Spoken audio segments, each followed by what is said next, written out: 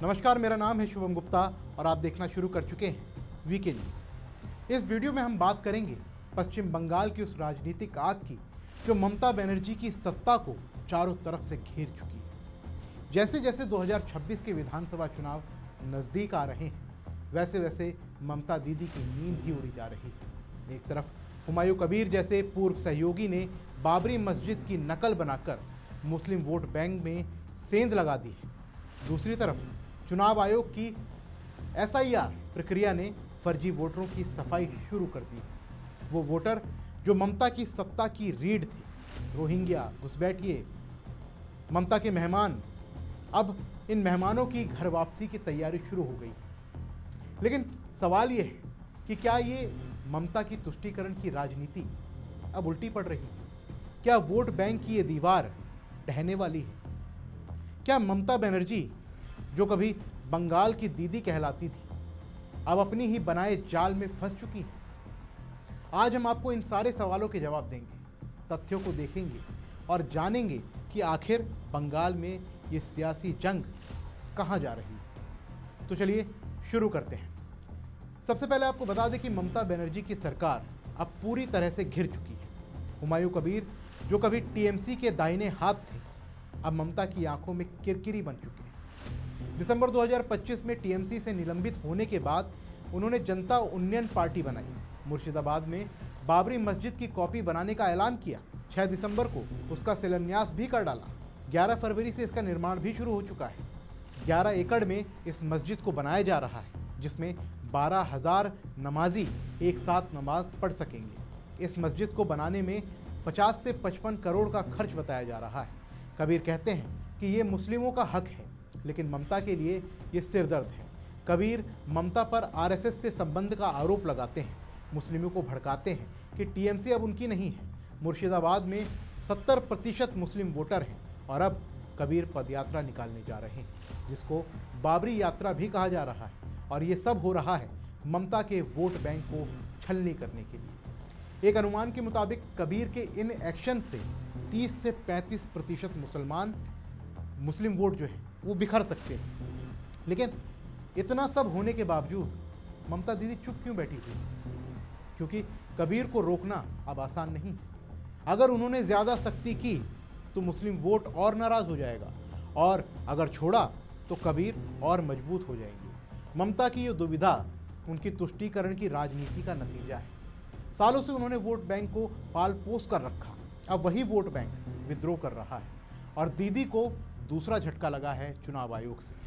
SIR प्रक्रिया, special intensive revision, जिसमें पश्चिम बंगाल में 58 लाख से ज़्यादा फर्जी नाम हटाए गए, ज़्यादातर मुस्लिम बहुल इलाकों से, जो रोहिंग्या हैं, बांग्लादेशी घुसपैठिए हैं, ममता के मेहमान हैं, जिन्हें वोटर लिस्ट में रखकर सत्ता उन्होंने बचाई थी। चुनाव आयोग ने मुख्य सचिव को दिल्ली तलब किया। उन्होंने बताया कि राज्य सरकार सहयोग नहीं कर रही। ममता सुप्रीम कोर्ट गई, हार गई। ईसीआई की मीटिंग में उन्होंने बहस की और बाहर निकल आई। दीदी कहती हैं कि ये सिर्फ बंगाल में क्यों, असम में क्यों नहीं? लेकिन सच्चाई ये है कि बंगाल में घुसपैठ सबसे ज़्यादा है। ममता इसे गरीबों, अल्पसंख्यकों पर अत्याचार बताती है, लेकिन जनता जानती है कि ये फर्जी वोटरों की सफाई है, ममता की वोट बैंक की सफाई है। और देखिए, इससे ममता की हताशा ना साफ दिखती है। 22 दिसंबर 2025 को नेताजी इंडोर स्टेडियम में हजारों बूथ लेवल एजेंट्स की मीटिंग हुई। एसआईआर के खिलाफ रणनीति बनाई गई। बीएलए को माइक्रो ऑब्जर्वर्स की डिटेल्स इकट्ठा करने को कहा गया। ईसीआई पर बीजेपी से मिलीभगत का आरोप लगाया गया। लेकिन ये सब अब उल्टा पड़ रहा है, क्योंकि अब जनता जान चुकी है कि ममता दीदी फर्जी वोटरों को बचाने की कोशिश कर रही है। वो पार्टी मशीनरी चला रही है। लेकिन ईसीआई अब सख्त हो गया है और उसने डीईओ और ईआरओ को चेतावनी देते हुए समझा दिया है कि विदेशी वोटर अगर मिला तो मुकदमा झेलने के लिए तैयार है। और ये सब ममता की फूट डालो राज करो की राजनीति का नतीजा है।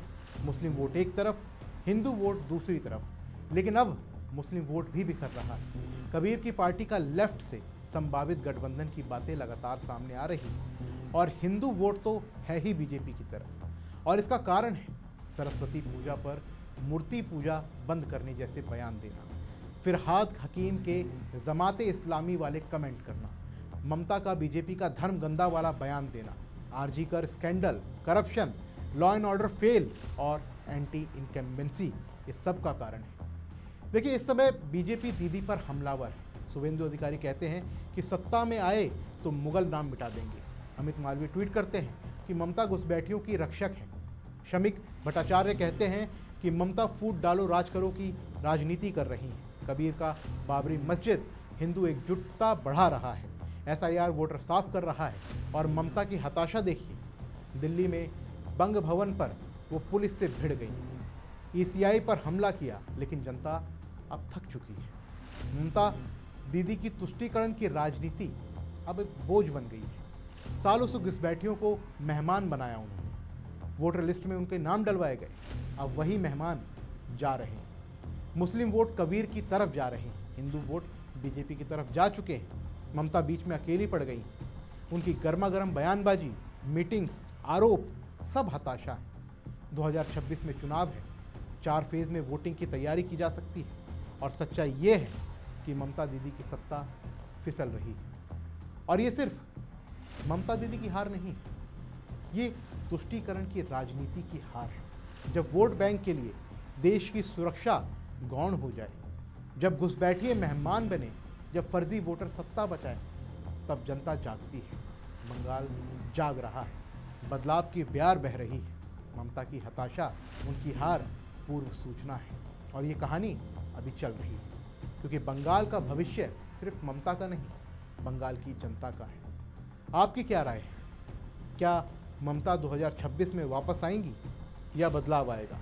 कमेंट बॉक्स में हमें ज़रूर बताएं। अगर आपको विश्लेषण पसंद आया तो वीडियो को लाइक करें, शेयर करें और चैनल को सब्सक्राइब करना ना भूलें। फिलहाल के लिए इस रिपोर्ट में बस इतना ही। मिलते हैं अगली वीडियो में, तब तक के लिए जय हिंद।